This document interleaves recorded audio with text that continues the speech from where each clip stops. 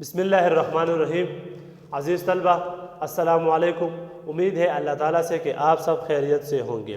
آج صفحہ نمبر 2 پر ہمارے سبق کا عنوان ہے مولوی عبدالحق۔ عزیز طلبہ، اس سے پہلے لیکچر میں ہم سبق کے مصنف شاہد احمد دہلوی کے بارے میں پڑھ چکے ہیں۔ شاہد احمد دہلوی بنیادی طور پر خاکہ نگار ہے۔ سبق مولوی عبدالحق بھی ان کا لکھا ہوا شخصی خاکہ ہے جو ان کی کتاب بزم خوش نفسہ سے لیا گیا ہے۔ عزیز طلبہ، سبق شروع کرنے سے پہلے ہم خاکہ نگاری کے بارے میں جاننے کی کوشش کریں گے کہ خاکہ نگاری کسے کہتے ہیں۔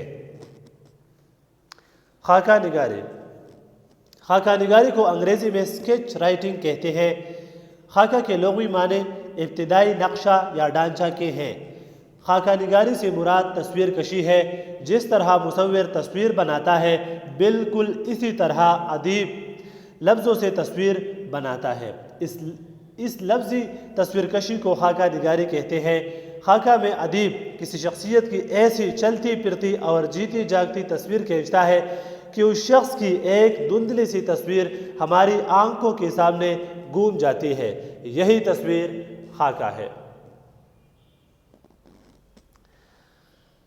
سبق شروع کرنے سے پہلے عزیز طلبہ، اس سبق کے خلاصے کے بارے میں آپ پہلے سے جان لیں تاکہ سبق میں آپ کو کوئی مشکل نہ ہو۔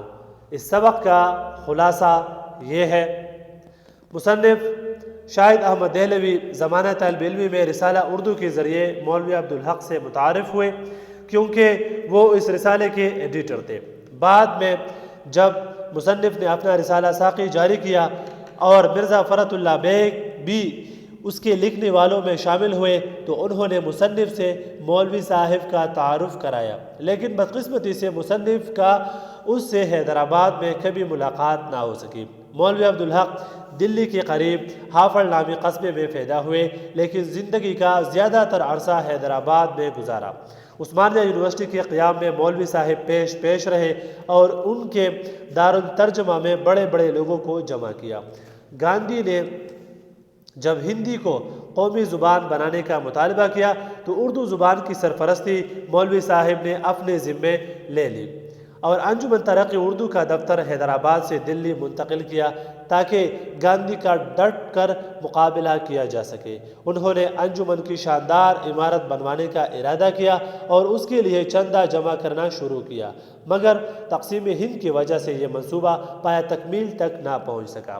گاندھی سے ٹکر لینے کے بعد وہ اردو کے قائد اعظم بن گئے تھے اور بابائے اردو کا لقب پایا تھا۔ مولوی صاحب نے اپنے 5 لاکھ روپے کا کل اثاثہ انجمن کے نام کیا۔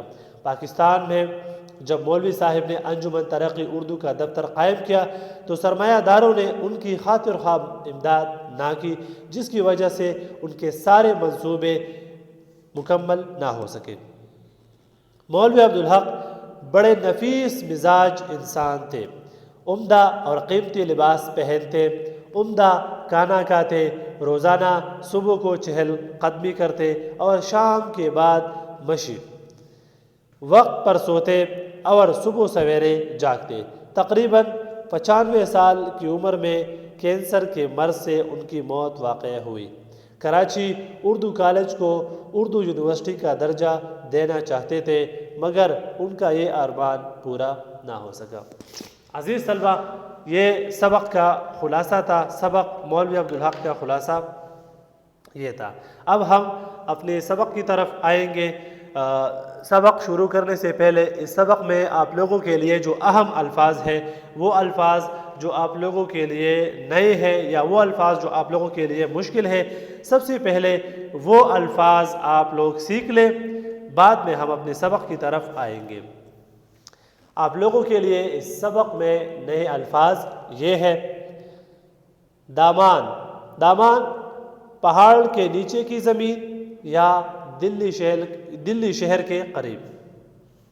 دامان کا مطلب ہے پہاڑ کے نیچے کی زمین کو کہتے ہیں، لیکن یہاں ہمارے سبق میں مصنف کا مراد ہے یعنی دلی شہر کے قریب۔ ایڈیٹر کہتے ہیں اخبار یا رسالے کو مرتب کرنے والا۔ ایڈیٹر اخبار یا رسالے کو مرتب کرنے والا۔ خط و کتابت۔ خط و کتابت مراسلت کو کہتے ہیں، یا چٹھیاں جو ایک دوسرے کو لکھی جائے. ایک دوسرے کو لوگ جب خطوط لکھتے ہیں یا چٹھیاں لکھتے ہیں اسے کہتے ہیں خط و کتابت. شرف ملاقات. شرف ملاقات، ملاقات کی سعادت. شرف ملاقات یعنی ملاقات کی سعادت. اچنبا. اچنبا حیرانگی، حیرت، تعجب. اچنبا حیرانگی، حیرت یا تعجب. عزیز طلبہ، اب ہم باقاعدہ اپنے سبق کی طرف آئیں گے. سبق شروع کریں گے صفحہ نمبر 2 پر. صفحہ نمبر 2 پر آپ سب اپنی اپنی کتابوں کو کھول لیں.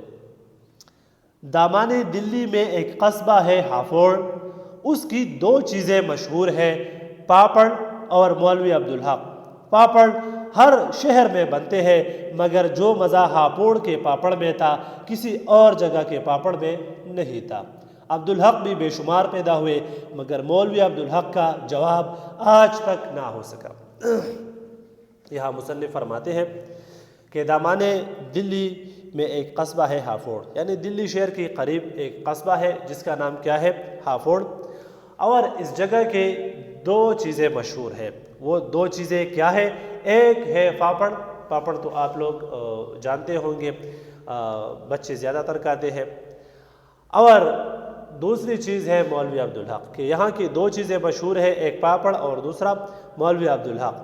پاپڑ ہر شہر میں بنتے ہیں، مگر جو مزہ ہاپوڑ کے پاپڑ میں تھا کسی اور جگہ کے پاپڑ میں نہیں تھا. مصنف فرماتے ہیں کہ پاپڑ تو ہندوستان کے ہر شہر میں بنتے تھے، مگر جو مزہ ہاپوڑ کے پاپڑ میں تھا وہ کسی اور جگہ کے پاپڑ میں نہیں تھا. اسی طرح ہندوستان میں عبدالحق بھی بے شمار پیدا ہوئے، لیکن مولوی عبدالحق کی طرح کوئی نہیں تھا. مولوی عبدالحق کا ثانی نہیں تھا. میرے والد کے پاس اردو کے اکثر رسالے آتے تھے، جن میں ایک رسالہ اردو بھی تھا جس کے ایڈیٹر عبدالحق تھے. میں کالج کی ابتدائی جماعتوں میں تھا کہ اسی رسالہ اردو میں ڈپٹی نذیر احمد کی کہانی، کچھ ان کی کچھ میری زبانی کی عنوان سے مرزا فرت اللہ بیگ کا مضمون چھپا.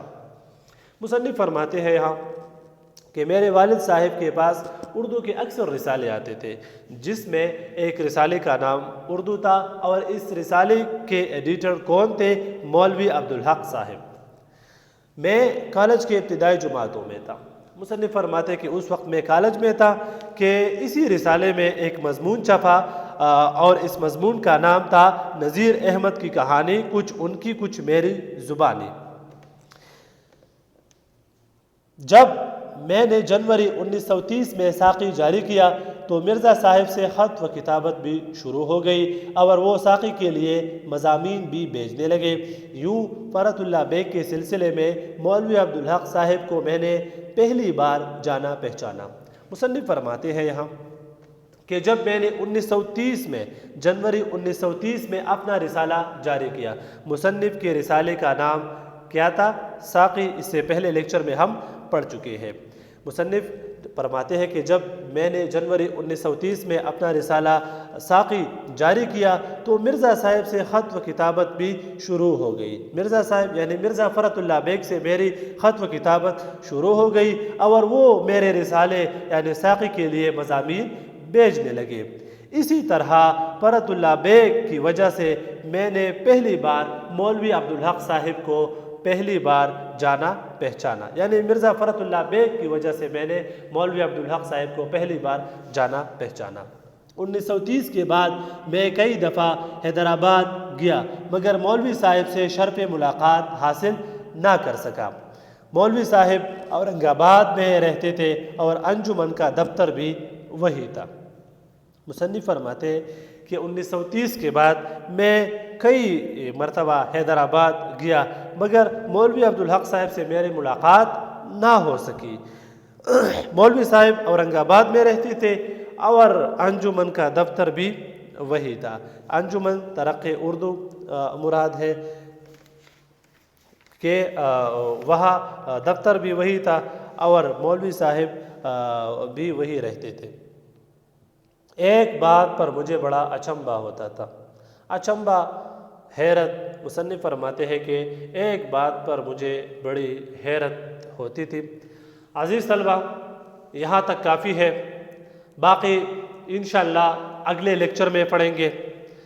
آج کے لیکچر میں آپ لوگوں کے لیے ہوم ورک یہ ہے کہ جو نئے الفاظ ہیں آپ لوگوں کے لیے، وہ الفاظ آپ لوگ اپنی اپنی کاپیوں میں خوش خط لکھ کے، اور خاکہ نگاری کی تعریف میں نے کی وہ نوٹ کر لے اپنے ساتھ کاپی میں، اور جو نئے الفاظ ہیں وہ آپ لوگ اپنی کاپیوں میں خوش خط جو ہے وہ لکھیں۔ اللہ حافظ۔